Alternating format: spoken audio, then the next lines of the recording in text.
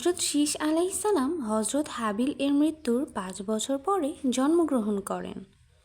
হাবিলের ইন্তেকালের পর হজরত আদম আলাইহিসসালাম ও হজরত হাওয়া আলাইহিসসালাম পুত্রশোকে শোকাহত ও মর্মাহত ছিলেন। আল্লাহ তাআলা তাদের দুঃখ চিন্তা দূর করার লক্ষ্যে তাদেরকে হজরত শীস আলাইহিসসালামের মতো সুন্দর সন্তান দান করেছেন। শব্দের অর্থ আল্লাহর দান।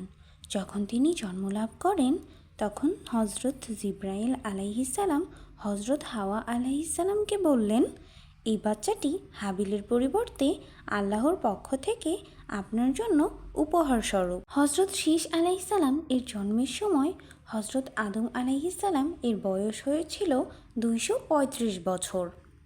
হজরত হাওয়া আলাইহিসসালাম এর গর্ভে প্রতিবার এক ছেলে ও এক মেয়ে এভাবে একজোড়া সন্তান জন্মলাভ করত।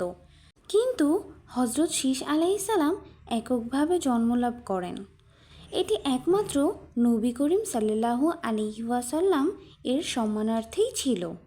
হজরত শীস আলাইহিসসালাম জন্মের পরে তার দু চোখের মাঝখানে হজরত আদম আলাইহিসসালাম হজরত মুহাম্মদ সাল্লাল্লাহু আলাইহি ওয়াসাল্লাম এর নূর মোবারক দেখেছিলেন। হজরত আদম আলাইহিসসালাম এর সন্তানদের মধ্যে হজরত শীস আলাইহিসসালাম ছিলেন জ্ঞানে গুণে শিক্ষা দীক্ষায় ইবাদত বন্দেগী এবং ধার্মিকতায় সবার শ্রেষ্ঠ। তাকেই হজরত আদম আলাইহিসসালাম নিজের স্থলাভিষিক্ত করে যান। অন্যান্য সকল বংশধরকে একত্রিত করে এই মর্মে নসিহত করে যান যে তারা যেন সকলে হজরত শীস আলাইহিসসালাম এর আদেশ মেনে চলে। হজরত শীস আলাইহিসসালামকে আল্লাহ তাআলা নবুয়ত ও আসমানি গ্রন্থও দান করেছেন। হজরত আবু যর গিফারি সূত্রে বর্ণিত আছে যে আল্লাহ তাআলা আম্বিয়া কেরামগণের ওপর মোট 104খানা সহিফা আসমানি ঐশী গ্রন্থ নাজিল করেছেন।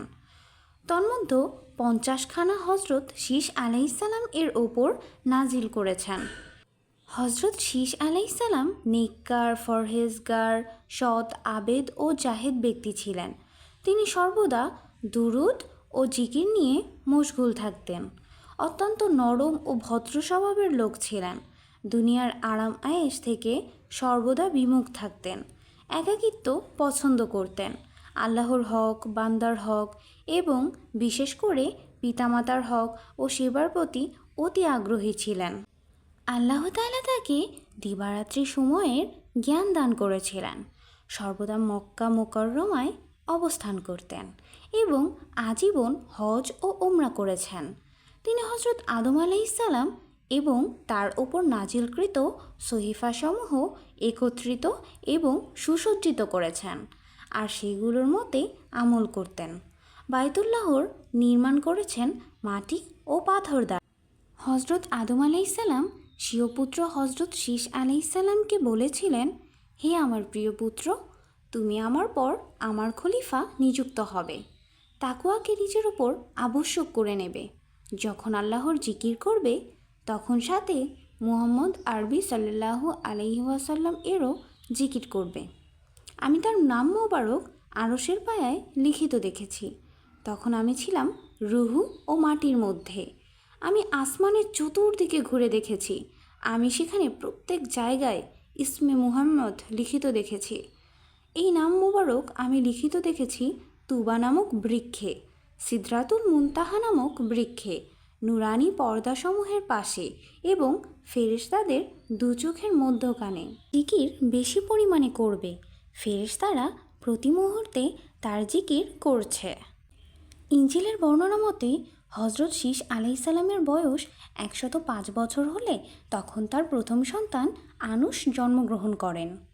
হজরত শীস আলাইহিসসালাম ইন্তেকালের নিকটবর্তী হলে তিনি আনুশকে নসিহত করেন এবং তার স্থলাভিষিক্ত করেছেন। তবে হজরত শীস আলাইহিসসালামের ছেলে আনুশ নবী ছিলেন না।